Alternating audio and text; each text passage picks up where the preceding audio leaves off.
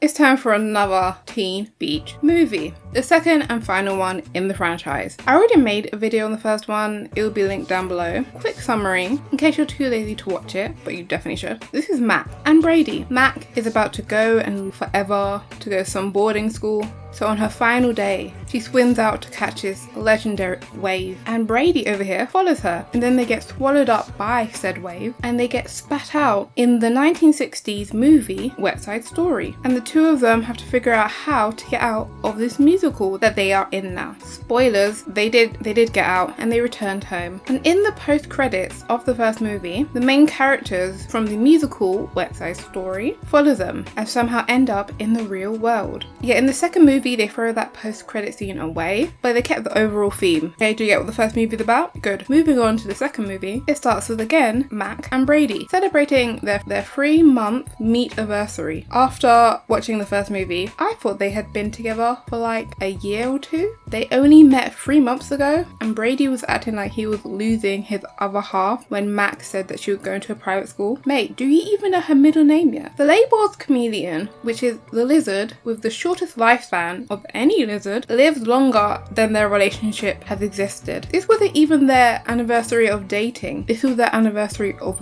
meeting. They have been dating for less time than 3 months. Anyway, on their meet anniversary, which is apparently very important, they decide to rewatch West Side Story, and they talk about how they miss all their friends from the movie. They have known these people for less than a week. They were not in that movie for long. They then decide to go surf because what else do these two do together? And Mack loses the necklace that she got from Layla, the main character of West Side Story, and they get sucked up by the ocean, never to be seen again. Ah, sad. The next day is their first day back at school as a couple, because apparently they both meet up with their friends and they all introduce each other. Mack's friend is shocked she is dating an idiot. I mean, she doesn't say that. She didn't say those words, but the looks that she keeps giving Brady, she very much thinks that. And Brady's friend is shocked that he's dating a nerd who cares about school. Again, he doesn't say those words, but you can infer. This is the only time I'm going to mention their friends. They're really not that important. Brady then tries to make plans with Mack, but she has a full schedule since she decided to start an ocean preservation club and is planning the Save the Beach stunt. Brady is distraught. She has plans for one day, and the next time they see each other is in their marine biology class. Brady and Mack are clearly very different types of students, and whilst they are talking, this guy called Spencer walks up and talks to Mack about her club, and Brady is immediately jealous over this. It was a very tame conversation. He was being dramatic. After school, when Mack was giving Brady a Save the Beach bracelet, they then promised to hang out at the college fair, which is later that day. Brady goes home to secretly work on something that he's keeping hidden from Mack. Brady ends up working on his project all through the evening and misses the college fair. This upsets Mack, and she demands to know what was so important that he missed the college fair. But he doesn't want to tell her because he's embarrassed, and the two of them are no longer talking. Over in the West Side Story world, the plot of the movie is changing. Normally at the end of the movie, all the boys rush off to destroy the weather machine, leaving the girls happily waiting for their return. But this time, Layla wants to join in with destroying the weather machine. They don't let her because she's a girl. And then later, when Layla is meant to be singing Falling For You in the West Side Story, which is a very famous moment in West Side Story where Layla and Tanner fall in love. But this time, Layla jumps out of his arms, states that she wants to leave and she wants to go where Mack and Brady are. Walking down the beach, saddened by her reality, she then finds her necklace that she gave Mack, that she lost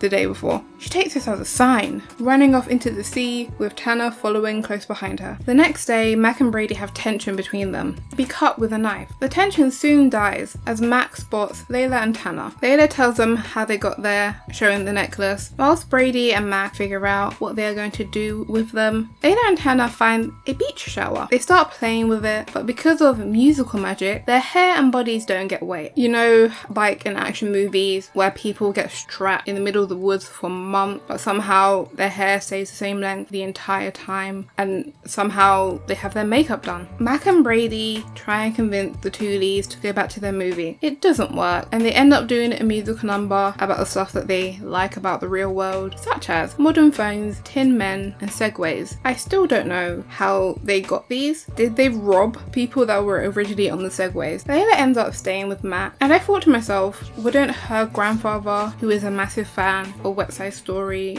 not recognize her? That doesn't matter because we don't see him in this movie. Who knows where he is? Over in the Wet Side Story world, the surfer and bikers don't know what to do with themselves now that the leads of their movie are no longer there. They try and get Chi Chi and Seacat to fill in the roles by getting them to sing the Falling For You song, but it didn't fill the void that is clearly in their heart. Tanner and Layla go to school pretending to be Matt and Brady's cousins. Is that a normal thing in America, to have random people's cousins show up to school unannounced and attend a school? They did this too in Wendy Wu. Is no one going to question where this boy came from? Mac thinks Layla will want to go home after experiencing calculus, but no, she's having the time of her life and she loves it. As a final attempt to make Layla and Tanner hate school, they let them go into the cafeteria by themselves. And then these jocks bully poor, stupid, unintelligent, walnut-brained Tanner, and that makes him sad. And do you know what happened when the lead of a musical becomes sad? They start to sing. The entire cafeteria bursts into the song Twist Your Frown Upside Down. This creates peace throughout the school by getting the jocks, nerds, theatre kids and emos to all sing together. I truly believe that these two could have defeated Thanos by tap dancing. They need to be in the Avengers because they created true harmony here. Brady and Tanner are back at his house where Brady reveals he has been making a variety of surfboards, such as a hydro turbine board that lets you surf with no wave. Tanner then says he's insecure that he is not enough for Layla and that's why she wanted to come to the world. That's rough, buddy. Back to Mac and Layla. Every time Layla puts on modern clothes, they magically turn into clothes from the 1960s until this scene, which freaks Mac out, and then she summons them all to the beach. To prove to Brady what is happening, she pushes Tanner under the beach shower and the water actually touches him this time. She could have just gently gotten his hair wet, not drenched his entire body, but I guess she got the point through. This is when they explain to them that they are in fact movie characters. Then they have another musical numbers telling them to go home, but Layla refuses and throws the necklace that brought them there into the ocean so no one can make her go back. Back in the Wet Side Story world, they are freaking out because the background characters are disappearing in a sparkle. Just as they are panicking about what to do, the necklace appears and they all decide to go looking for Layla and Tanner. They then appear on the beach in the real world in full leather jackets and dry clothes, and somehow no one around them noticed a group of people appearing from the ocean like Aquaman. The Wet Side Story characters tell Layla and Tanner what's been happening and they decide to return home. Later at the dance,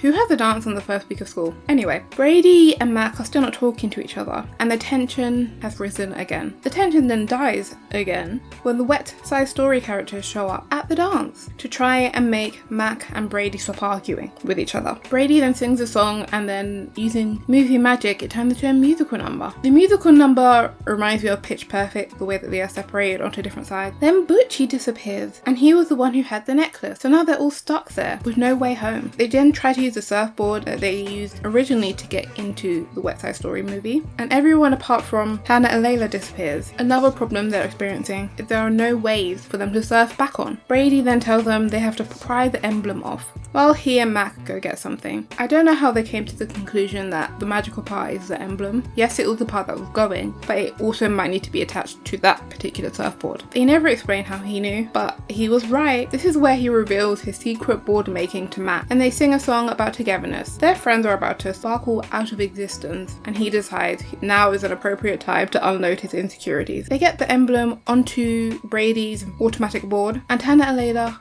go to put it in the water. Mac is concerned that if this doesn't work and the movie doesn't exist, then the two of them would never have met, because the only reason that they met was those long 3 months ago. Mac met Brady on the beach watching the movie Wet Side Story. Then he starts singing. Did they have a quota of songs that they had to meet for this movie? They had to shove an extra one in there? Like, I know it's a musical, so your friends are about to die. They then all get on the surfboard, and then Tanner starts to sparkle, appearing very slowly. The two of them return to the movie just in time, and Brady swims back, but it turns out he's forgotten about Mac, and Mac has forgotten about him. They all then go to Mac's Save the Beach party. Again, who has two parties in the first week of school? The party is Wet Side Story themed. It turns out when Layla got back, she changed the movie and made it a revolutionary 1960s feminist movie called Layla, Queen of the Beach, where Layla is now in charge of the bikers and the surfers. So this time around, Brady has never heard of this movie, and it is now Mac's favourite movie.